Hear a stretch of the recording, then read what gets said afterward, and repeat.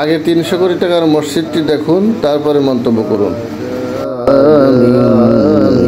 মসজিদ আল মুস্তফা বাংলাদেশের সবচাইতে ব্যয়বহুল একটা মসজিদ।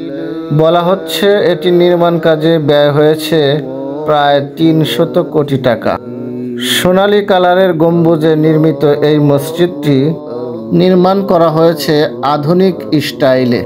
এর ভিতরে রয়েছে বিরাট আকারের বৈদ্যুতিক পাংখা সহ মুসল্লিদের উঠানামার সুবিধার্থে চলন্ত সিঁড়ি।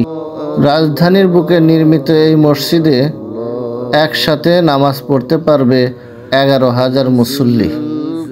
সৌন্দর্যের কোনো দিক ত্রুটি রাখা হয় নাই এই মসজিদের নির্মাণ কাজে। অতএব অন্তত এক ওয়াক্ত নামাজ পড়ার জন্য এখানে আসতেই পারেন আপনি। মসজিদ আল মুস্তফা।